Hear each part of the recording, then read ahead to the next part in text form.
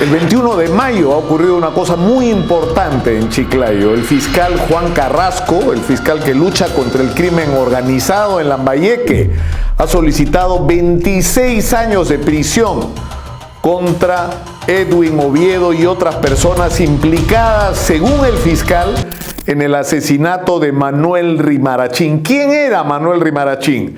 Era un dirigente sindical de la azucarera Tumán, que se enfrentó a Edwin Oviedo, que se oponía a la gestión de Edwin Oviedo y que terminó en octubre del año 2012 asesinado en la mañana temprano cuando salía de su casa, iba hacia su trabajo en la azucarera Tumán.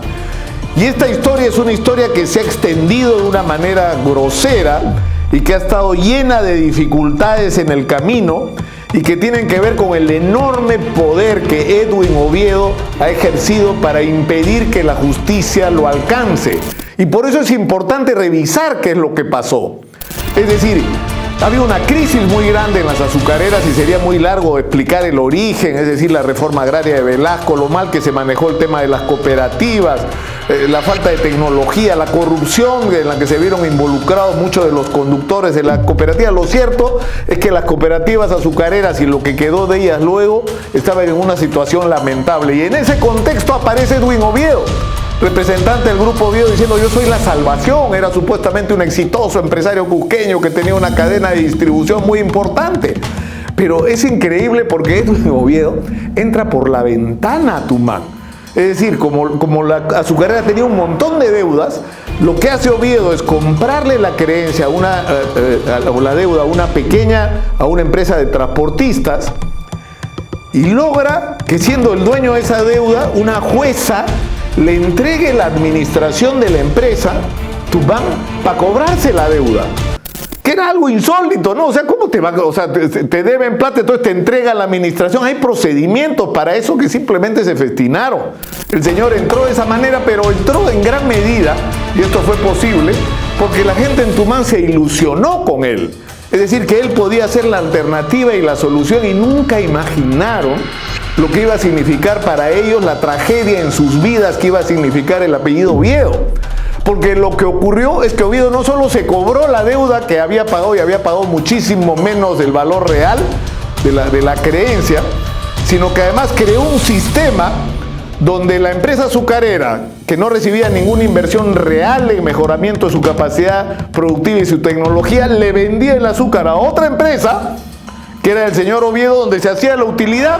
Es decir, la azucarera producía, le vendía todo el azúcar a una empresa del señor Oviedo, y esta empresa era la que comercializaba, ¿no? Y distribuía el azúcar en el país. La que se hacía rica era esta empresa, y la que se caía a pedazos era la azucarera Tumán. Y se dieron cuenta de lo que estaba pasando los trabajadores, y que gran parte de ellos son socios de la empresa por los derechos adquiridos desde los días de las cooperativas. Y empezó una pugna, ¿no?, contra la administración de Oviedo, que ha sido larguísima, insisto, demoró 7 años esta historia, en realidad más. Pero desde que empiezan a ocurrir incidentes terribles como el de Rimarachín, empiezan a morir los opositores al señor Oviedo. Y empieza una investigación del Ministerio Público que recién ahora aterriza y llega a su fin. Y en el camino han ocurrido cosas escandalosas.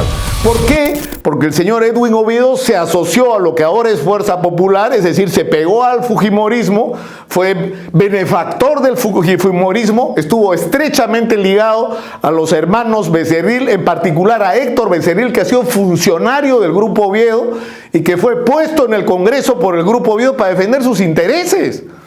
Eso es lo que ha pasado en el Perú, en el Congreso. En el Poder Judicial, Edwin Oviedo se enganchó con lo que ahora conocemos como los cuellos blancos para que lo protejan desde el Poder Judicial, y tomó todas las medidas imaginables para boicotear la investigación del Ministerio Público. Si hubieran podido deshacerse de Juan Carrasco, lo hubieran hecho, pero han recurrido a todas las maniobras imaginables para impedir que esta investigación avanzara. Y lo que se descubrió luego, porque además Edwin Oviedo aprovecha su posición en la Federación Peruana de Fútbol y utiliza su papel en la Federación Peruana de Fútbol como un instrumento casi de chantaje. En los medios de comunicación no se podía hablar del escándalo de Edwin Oviedo y de los muertos en Tumán. Es decir, no solamente estábamos hablando de una pugna, ¿no es cierto?, por el control de la azucarera, una pugna en la cual además no solo lograba leyes del Congreso para favorecerlo, no solo lograba resoluciones judiciales, medidas cautelares escandalosas para impedir la investigación de Juan Carrasco, sino que ocurrió algo increíble. Es decir, el gobierno del Perú, durante el régimen del señor Pedro Pablo Kuczynski, declaró en emergencia Tumán, el pueblo de Tumán, una ciudad de este tamaño, y metió a las Fuerzas Armadas y a la policía, que eran sostenidos por los señores Oviedo, para defender los intereses de Oviedo. Es decir, las Fuerzas Armadas y la Policía Nacional ocupando una población para defender los intereses de un señor que se estaba manteniendo en el control o pretendía mantenerse en el control al que no tenía derecho. Entonces, en realidad esto ha sido una cadena de vergüenzas y que ha implicado también a los medios, y hay que decirlo. Porque ha habido mucho silencio por parte de los medios con respecto a este tema, hasta que era tan escandaloso, pues, que nos reventó a todos en la cara. Porque era grotesco y no se podía ocultar, y yo tengo una experiencia personal con respecto a eso.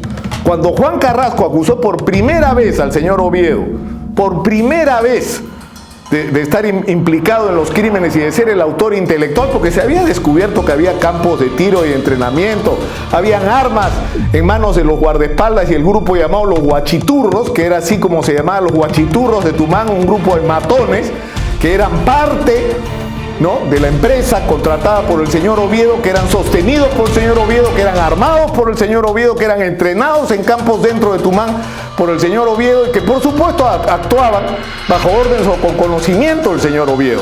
Entonces, cuando ya el asunto era claro, yo me limito a informar sobre lo que está ocurriendo, y estaba en esa época en Latina y era el conductor y director del programa Punto Final. Y el resultado yo recién lo entendí luego. Yo pensé, acá hay una disputa. ¿Por qué será? Pues por el tema de los derechos del Mundial. Como el señor Oviedo, el presidente de la federación, él decía que Latina quería los derechos del Mundial. No, el grupo Enfoca, que era el dueño de Latina, quería comprar Tumán y Laredo, las dos azucareras que eran propiedad del grupo Oviedo, y estaban en una negociación, y al yo poner al señor Oviedo en evidencia en la implicancia de estos crímenes o en la investigación que se estaba haciendo sobre esos crímenes, les malograba el negocio y me convertí en alguien incómodo, y me empezaron a cambiar los contratos y a restringirme el personal, hasta que terminaron no solo asfixiándome, sino botándome del canal. Y yo creo que esto es algo que debería ser parte de la investigación en algún momento, porque así esto grotesco que ocurrió con Vigo ocurrió también en el sentido de una especie de imposición de silencio, una muralla de silencio alrededor de un caso tan escandaloso como este. 7 años han tenido que pasar desde el asesinato del señor Rimarachín para que la justicia se abra paso, pero eso ha sido posible por la persistencia, por la insistencia, por el coraje de un fiscal como Juan Carrasco, que lo único que ha hecho es su trabajo, luchar porque la verdad se sepa y que los responsables de los crímenes paguen por ellos. Ya era hora, y este es un buen momento para que los medios de comunicación hagan una reflexión muy seria sobre su papel en relación a un caso tan vergonzoso como el de Edwin Oviedo. Como dice el dicho, la justicia puede tardar, pero al final va a llegar.